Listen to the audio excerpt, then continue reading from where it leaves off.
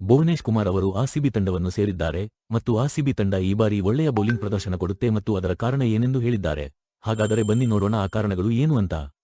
ನನ್ನ ಬೌಲಿಂಗ್ ಬಗ್ಗೆ ಮಾತಾಡಬೇಕೆಂದರೆ ನನ್ನ ಬೌಲಿಂಗ್ ಏನು ಅಷ್ಟೊಂದು ವೇಗವಾಗಿ ಬರುವುದಿಲ್ಲ, ಆದರೆ ನನ್ನ ಸ್ಟ್ರಾಂಗ್ ಪಾಯಿಂಟ್ ಏನೆಂದರೆ ನಾನು ಒಳ್ಳೆ ಸ್ವಿಂಗ್ ಬೌಲರ್, ಒಳ್ಳೆಯ ಲೈನ್ ಅಂಡ್ ಲೆಂತ್ ಬೌಲಿಂಗ್ ಮಾಡಿ ಬ್ಯಾಟ್ಸ್ಮನ್ಗೆ ಕಂಟ್ರೋಲ್ ಅಲ್ಲಿ ಆಡಿಸ್ತೀನಿ.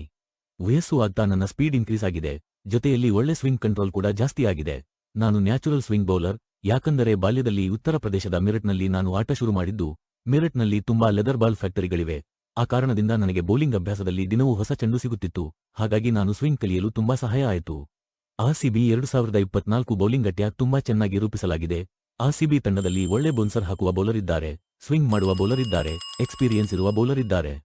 ಆರ್ಸಿಬಿ ಬೌಲರ್ ಯಶ್ ದಯಾಳ್ ನನಗೆ ತುಂಬಾ ಪರಿಚಯ ಇರುವ ವ್ಯಕ್ತಿ.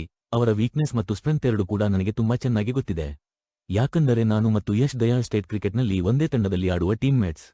ಆರ್ಸಿಬಿ ಬೌಲರ್ ಜೋಶ್ ಹೇಜಲ್ವುಡ್ ಬಗ್ಗೆ ಹೇಳ್ಬೇಕಂದ್ರೆ ಅವರು ಒಳ್ಳೆಯ ಬೌನ್ಸರ್ ಹಾಕುತ್ತಾರೆ, ಲೈನ್ ಅಂಡ್ ಲೆಂತ್ ಮೇಲೆ ಸಖತ್ತಾಗಿ ಕಂಟ್ರೋಲ್ ಇಟ್ಕೊಂಡಿದ್ದಾರೆ.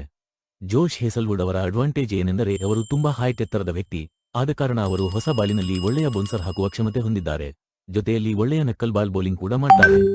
ಜೋಶ್ ಹೇಸಲ್ವುಡ್ ಅವರನ್ನು ಆರ್ಸಿಬಿ ಯಾವಾಗ ಬೇಕಾದರೂ ಬೌಲಿಂಗ್ ಮಾಡಲು ಹೇಳಬಹುದು, ಯಾಕಂದರೆ ಅವರು ಓಪನಿಂಗ್ ಬೌಲಿಂಗ್ ಕೂಡ ಮಾಡ್ತಾರೆ, ಇನ್ನಿಂಗ್ಸ್ ಕೊನೆಯಲ್ಲಿ ಕೂಡ ಬೌಲಿಂಗ್ ಮಾಡ್ತಾರೆ, ಬೇಕಿದ್ದರೆ ಇನ್ನಿಂಗ್ಸ್ ಮಧ್ಯದಲ್ಲಿ ಕೂಡ ಬೌಲಿಂಗ್ ಮಾಡಬಲ್ಲರು.